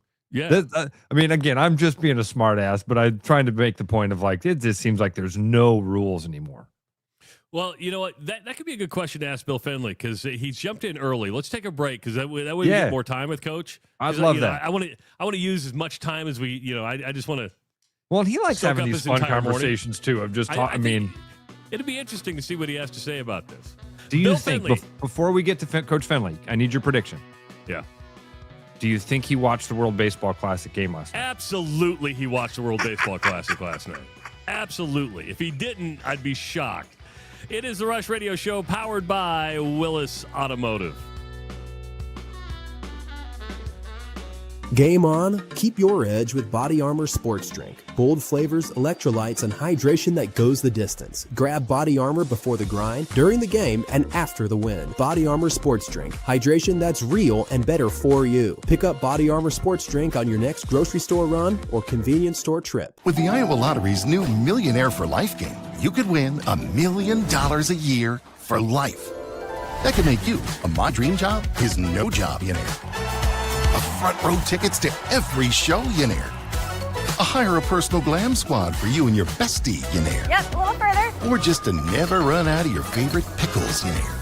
With Millionaire for Life from the Iowa Lottery, And these. you can change your life for life. Play today. Hi, I'm John Linares with Willis Lexus, and I've got some exciting news on this beautiful March day. Lexus has extended their low rates of 2.49 and 3.49 on all hybrid models. And whether it's your first time leasing or your 10th time leasing, Lexus has an added value for you this month, and they're covering your first payment. And last but not least, it's that time of year where we need to say goodbye to our 2025 models. We have 4 remaining in stock with huge savings. Stop in and take a look at our inventory or visit us online at willislexus.com. Hey, Tanner with Liberty Lawn and Landscape here. It may be chilly now, but before you know it, spring will be here. We are now booking for spring, so get a hold of us to schedule your next project today. Serving the Des Moines Metro, we specialize in a variety of services such as retaining walls, paver patios, edging and rocking, and much more. Now offering 3D renderings to show you exactly how your project will look before beginning. Liberty is proudly veteran-owned and ready to serve you today. Hi, it's Noel. At Fiscus Jewelers, we're honored by the fact that our customers continue to come back on purpose, and that trust means everything to us. For years, we've been privileged to be a part of life's most meaningful moments, and we never take that responsibility lightly. We proudly offer the largest inventory in Ankeny, cutting-edge custom designs, including free CAD drawings, and a team that takes the time to get it right. Thank you for choosing us year after year. Fiscus Jewelers, your jeweler for life.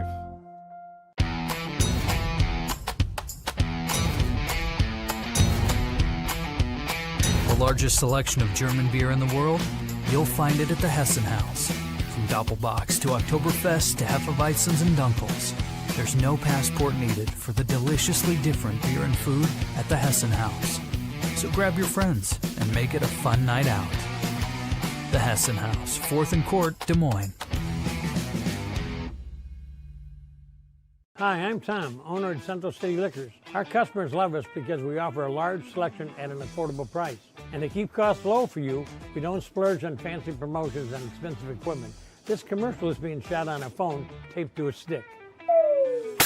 Anyway, we are proud to announce our new rewards program that allows customers to save more the more they buy. Whoop! So don't spend more to pay for fancy commercials. Save at Central City, where we know what's important. I told you we should have used duct tape. Hi, I'm Sean McFarland, Service Manager here at Mini of Des Moines. It's pothole season, which is why now we're offering a 20% discount when you purchase a tire rotation, balance, and alignment. Please give us a call or visit us online at miniofdesmoines.com to set your appointment. Back like a rash you thought was gone. Travis and Ross aren't contagious, but they are addictive. It's the Rush Radio Show, powered by Willis Automotive. If you are looking for a lunch or dinner spot that always hits, head to Fong's Pizza in downtown Des Moines, home of the original Crab Rangoon Pizza. Grab a slice, share a pie with friends, or order ahead to pick up your order at their convenient pickup window. There's something for every appetite. Fong's Pizza, downtown Des Moines. Fun, flavorful, and anything but ordinary. If I can get fun and flavorful. I don't know if I can spit that out or not. I always struggled with eligible to participate. That was the best I've ever done right there. Then I couldn't even say there. See what happens? A guy I pester all the time, and I'm sure he gets sick of my text messages. I'm sure he gets sick and tired of my emails. He's the busiest guy I know. He's getting ready to go to Storrs, Connecticut. Head coach of the Iowa State women's basketball team. Friend of the show, Coach Bill Fenley. Good morning, Coach. What's up, fellas? How we doing? Doing Couldn't good, be buddy. better. Doing good. All right. Did you watch the game last night? We'll start with that. The Travis's prediction here, because my gut says no. Every pitch, he said. Every pitch. I had in my basement. I had left TV, first four, right TV, World Baseball Classic, laptop in my lap, scouting Syracuse. So that was my night last night. Okay, Ross believes that's exhibition baseball. Do you think it's exhibition baseball? No, not at all. I wish they tried and competed and as hard. I think anytime you're representing your country, it's not exhibition, number one. I think if it was an exhibition, you wouldn't see that people cared so much about winning and losing. I don't think people would have cared that we didn't know the rules and whether or not we had advanced or not in the Italy game. So I think the timing of it makes it seem like exhibition because it's during spring training. Yeah.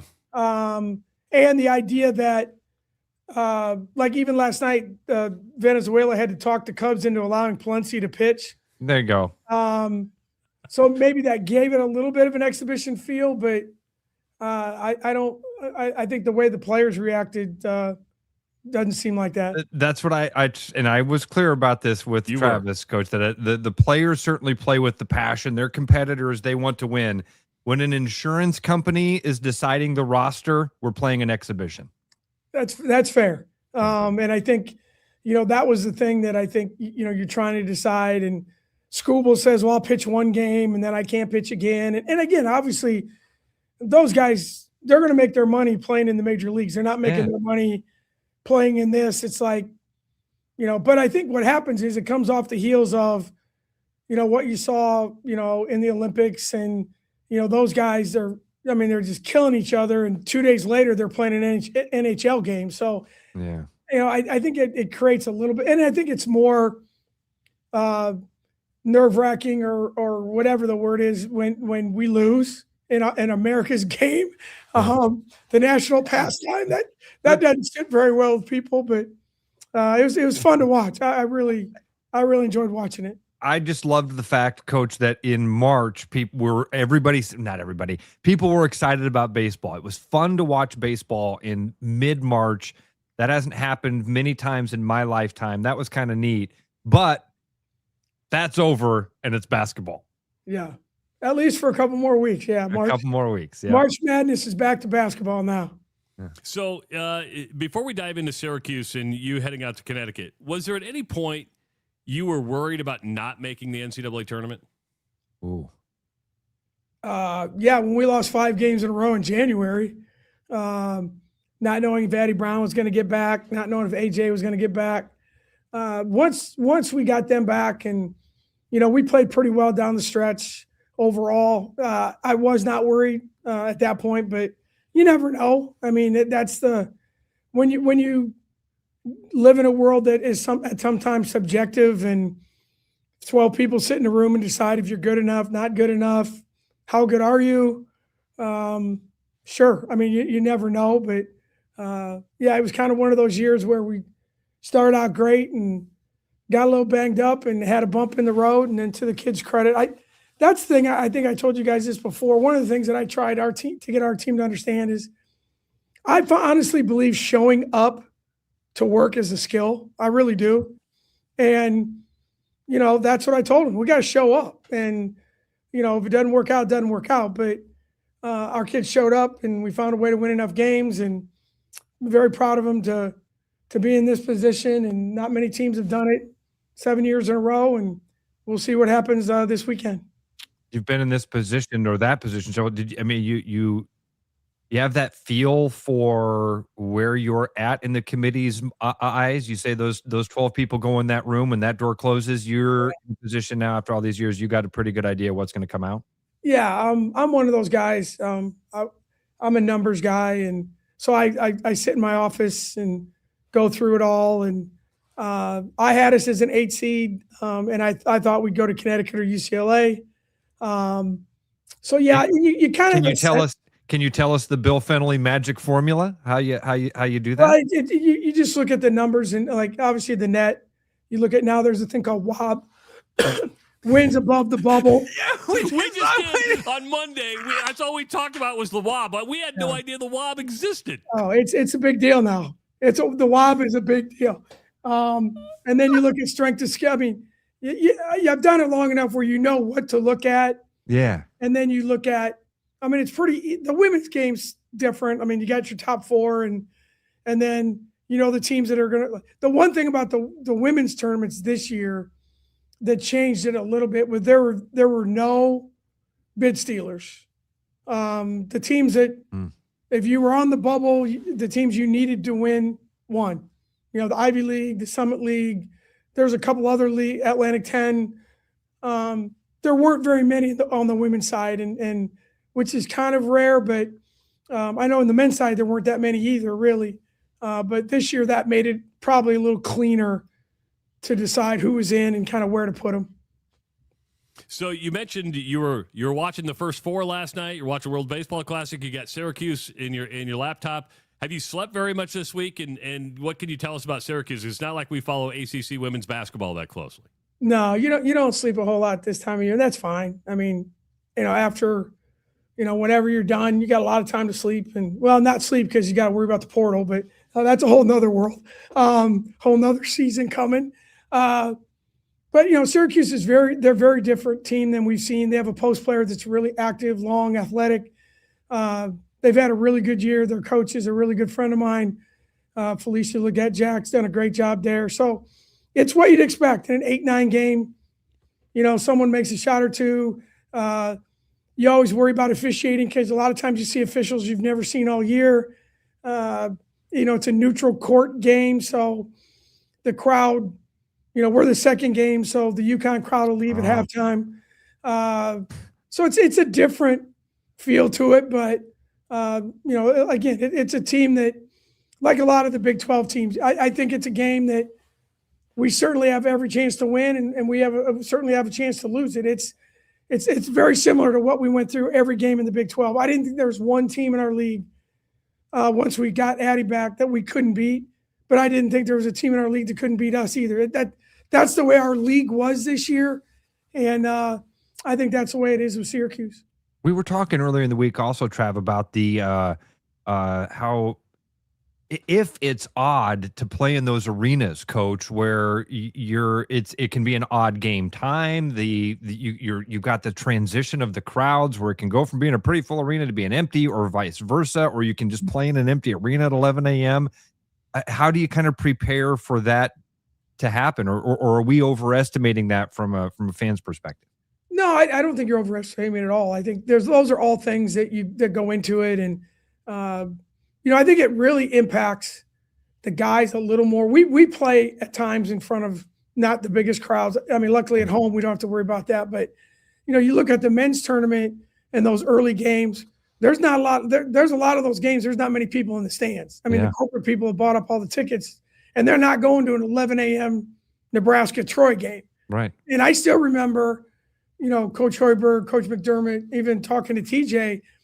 They have to tell their guys, hey, man, this ain't like the Big 12 tournament where everybody's out of their mind crazy and T-Mobile's packed to, you're going to play in an arena. It's not what they're used to. And so you mention it, but you move on quickly. And but it's just one of those things that all coaches worry about everything. You're just focused on every little thing, but it turns out to be not that's the kind of the reason the women still play on home courts, because they want someone in the building. I mean, if we're playing Syracuse in St. Louis, you're not going to have much of a crowd. So you're hoping the home crowd, and most of the teams that host do a really good job of promoting it and trying to get people to stay and watch games. Yeah. Coach, I'm going to show my ignorance here, which isn't hard to do because I do it on a daily basis. But it's what we do best, Coach. It's what we do best. We show. Tell our players, stick to what you're good at. In the men's tournament, that 8-9 matchup is traditionally probably the best first round matchups you're going to get, because those are just really good teams. Right. Is it the same way in the women's tournament? Are the 8-9 games still the best games? Yeah, I mean, usually in the women's tournament, the 8-9s. 7-10s can be pretty good because, again, a lot of it is just – and most coaches will tell you some coaches obsess over where they're seated.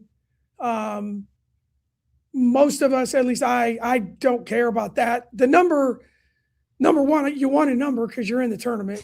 Number two, got a jersey. The number to the left of you just tells you what color jersey you're wearing in the game. Then it's a matchup situation. And yeah, most of the time you're going to see the 8-9 games are, pick 'em kind of games as they should be. You're kind of right in that middle ground, 7-10. There's not as many 5-12 on the women's side as you see in the guys, but 7-10, 8-9, you're going to see a lot of different things. So you mentioned you're scouting Syracuse. Do you also have to look ahead in case, or not in case, but in hopes that you have to play Connecticut? Do you start looking at Connecticut already? Yeah, what we do is I have a staff member does Syracuse offense, one does Syracuse defense. We have a couple do Syracuse special teams, late game situation. And then we have a couple staff members that start looking ahead for second round games. So yeah, you have an idea. Our focus as a staff, everyone is worried about the first game, but you do take some time to have some information for the second game. Yes, absolutely. Connecticut's good. That's all I know. They're really good. Coach, just beware. Little tip for you. Connecticut above average, we've heard. Yeah, we've heard they're decent and coach is decent. And, we've heard. You know it's bad when my grandsons didn't pick us in their pool. So he told you they're that? smart. My grandkids are smart. They're smart. But yeah, they're pretty good. Yeah, right. we've played them a couple times, and that's the thing about them, that they do things so well. And Gino's got a machine there. So, but it's like someone asked me the other day, "Well, what about Connecticut?" I said, "I hope we play them." Yeah. Because if you don't play them, it means you got beat the first game. So, what's the alternative? Okay. Let me ask you another one of these questions that we have as fans that I wonder what your answer is as a coach, and that is, we are always trying to define success here at the end of the year, right? For the Iowa Hawkeyes, man, at the beginning of the year, we thought if Coach McCollum could get that team onto the bubble, that'd be a successful season. Well, now they're in the tournament. It's like, well, we need a little bit more. You're in that. This has been a strange season for you with those expectations and what we maybe thought was possible and all of those things. At what point do you recognize or evaluate what a successful season was, or whether or not you had a successful season? Yeah, no, I think from a fan standpoint, I mean, you get it. I mean, that's the passion of being a fan. It changes like Iowa weather. It's it's just, expectations are what they are. And it makes it great. It makes it frustrating at times, obviously, but that's one of the great moves by me. I've made two great moves in my recent life. Not recent, but one, I got off of Twitter, and number two, I married the person I married 43 years ago. So I've had two pretty good decisions. But from a coaching standpoint, I think what you do really, Ross, is, and it's a really good question. It's one I've always struggled with, because you want to look at it honestly, fairly. Did the players, and again, this is boring, but did they represent themselves, the school? Did they do things the right way? Obviously, we're not naive enough to think, it's not about winning and losing games. We had the best academic semester I've ever had in my life. Our team grade point average was 3.83 in the fall, and no one gives a what. No. No one. No. No one. That's really impressive. That's incredible. Except me and my administration. But again, but the nature of it is, to me, that's success. That's part of the success of your team. Yeah. Did they do the right? Now, winning and losing, and then there's reasons, there's excuses. We would have been a better team if Addie Brown didn't get hurt. That's a fact. Now, she did. You got to play through it. No one cares. Everyone's got injuries, issues, and that's why I tell our players, no one cares about what's going on. And most people, unfortunately, we live in a world where there's a lot of people that are happy that you're unhappy. They're excited that you're miserable, because they're miserable. Yeah. So I that's a great question. I've always struggled with it, because you're never gonna. truly evaluate it. But at the end of the day, did they represent the school? Did they, did you feel as a coach that, and a staff, you did the best you could? And then you do evaluate at the end of the year the strategy, the play, style of play, scheduling.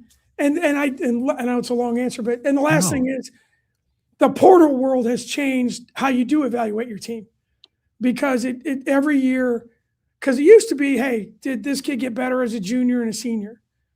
Well, like, for example, there are 4 Big 12 women's basketball players that went to a school that are graduating from that school this year. 4.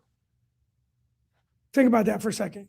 16 teams, 12 to 15 kids on a roster, 4 of them started at a school and ended at that school. So part of your evaluation of your team is you're coaching a new team every year. You're not coaching a team that, hey, last year we did this and next year we're getting better. So that creates a little bit of nuance to it that makes it really hard for me anyway. Coach, I'm be honest. I didn't realize that the women's game had been as impacted by the portal as the. I apologize for my ignorance on that. Usually, Ross. Usually, what happens in our game, it used to be. I used to tell people whatever happens in the men's game, good or bad, usually bad, it comes to us in about 5 years.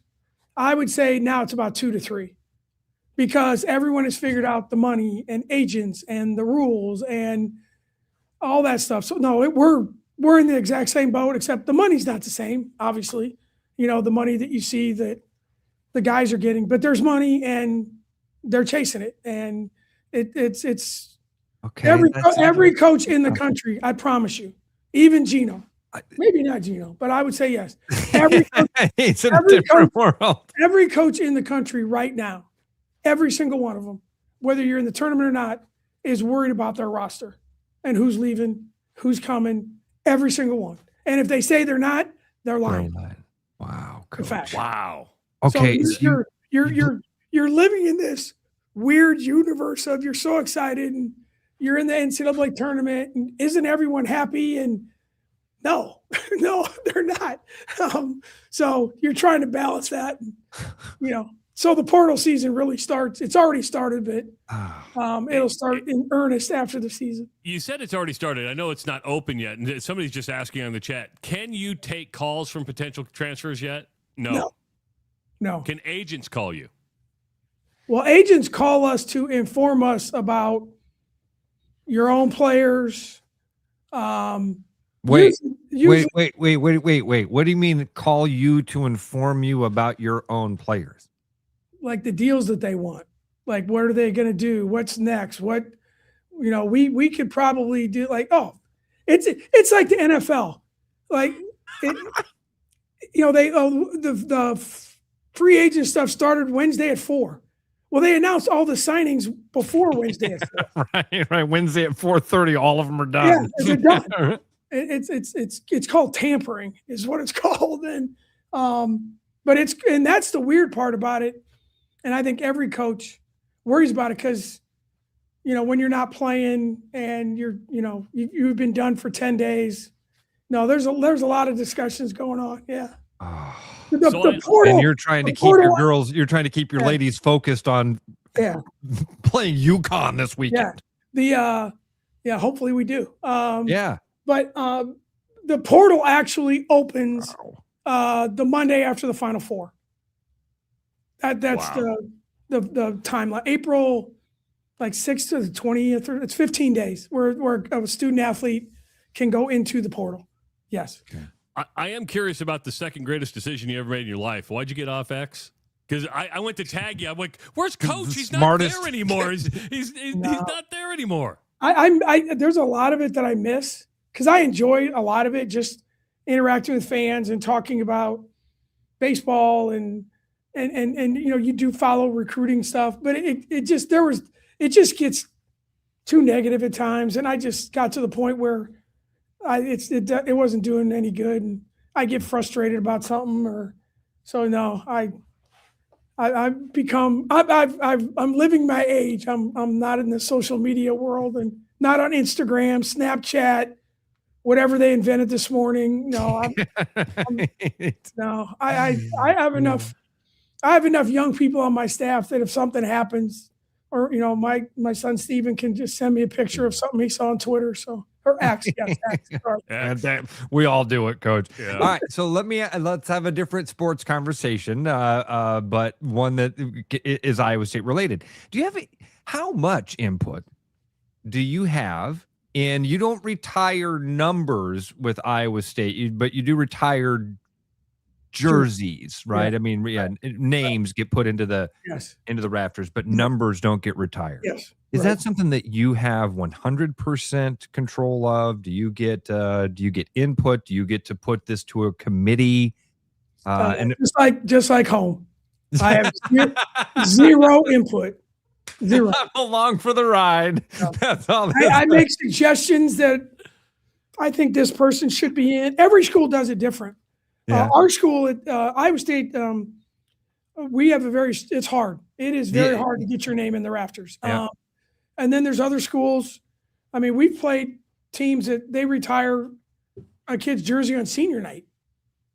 They just put them all up there. So we are very much on the more harder, stricter side. Yeah, but no, it's there is a committee that evaluates it. But no, from our end, most of the suggestions that I make or I try and make are names that I put forward in front of the Letter Winners Club for the Iowa State Hall of Fame.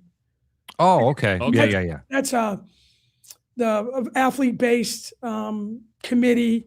So they'll every once in a while get, hey, is there someone that you think should be on the ballot? And I do that. But the retirement of jerseys and stuff, that's a whole nother level. Well, Coach, you're in good spirits. You seem like you're still having fun. You still take our phone calls, which is awesome. We want you to travel safe. We want you to get a couple wins out there if you can. And it's always good catching up with you. And you know what? When portal season's over, we'll get you on Talk Baseball. We'll talk Cardinal baseball with you. Oh, God, no. When portal season is over, so 2037, 10, 12 years, we'll have you on. Okay, Coach? Yeah, no. The one thing I was in my office yesterday. I watched 2 innings of the Cardinals National spring training game. Cardinals got beat 1-0 and had 3 hits against the Nationals. It's going to be a long year for the Cardinals. Yes, Coach, you can join us any morning, have some coffee with us, and we'll do it, brother. I love it. Love you guys. You guys go get them, Coach. Go get them. Thanks, Coach. Go Cyclones. Take care. Appreciate your time. Coach. Thank you. Coach Bill Fenley joining us on the Rush Radio Show powered by Willis Automotive. I could talk to we could do 3-4 hours with Coach. He's so much fun. But Travis, what have we unleashed, man? What have we unleashed? You mean as far as the portal goes? I'm all for it. How about the number in the women's game? And that surprised me because women are different than men. I didn't think and then he answered a couple of different things that were kind of running through my head there in that answer because I thought, well, I didn't know that the women were transferring as often as the men are. No, 4. We talked about how the SEC had 1 on the men's side, but the men in the Big 12 had 3. Big 10 had like 10.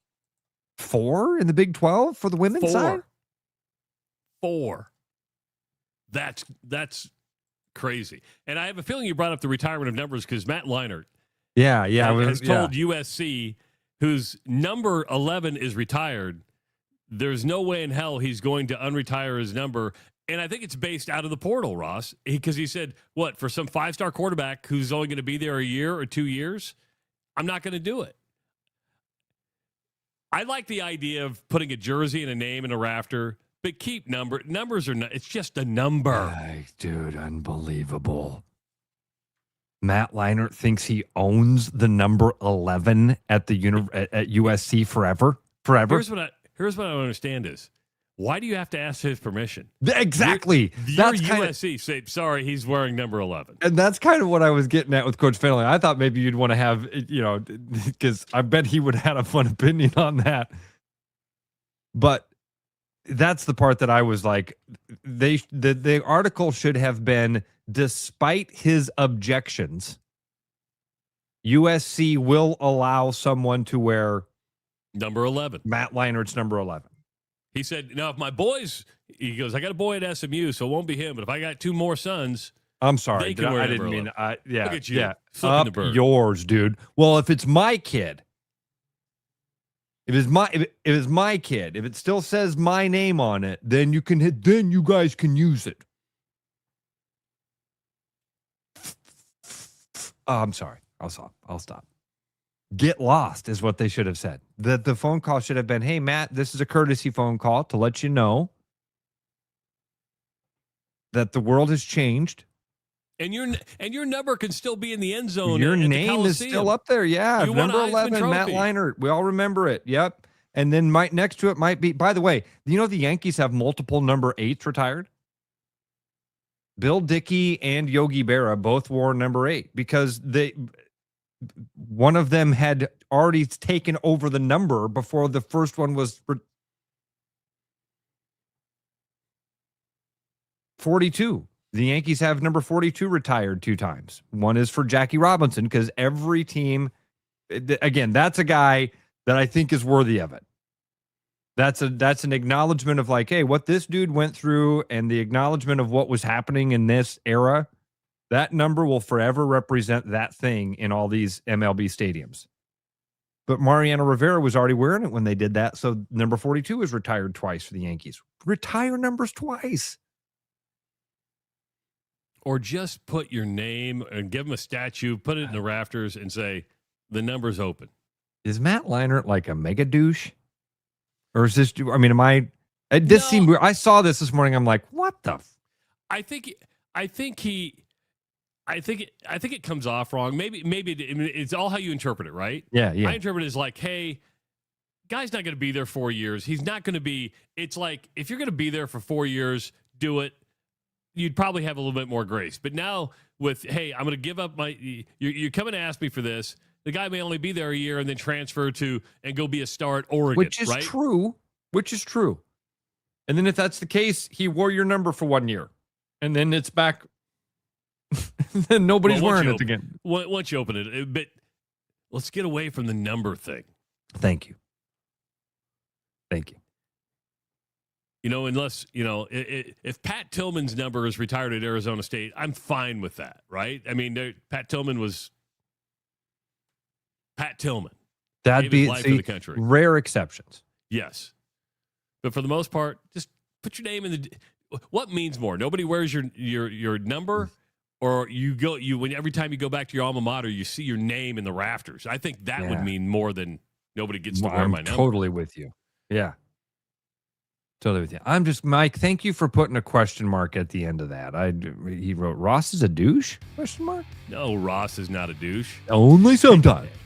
Hey, if you're thinking about a vasectomy, Urology Center of Iowa offers a no-scalpel procedure that's quick, straightforward, and performed by specialists who do it every day. Visit iowauro.com and click to schedule an appointment today. At Urology Center of Iowa, we see you.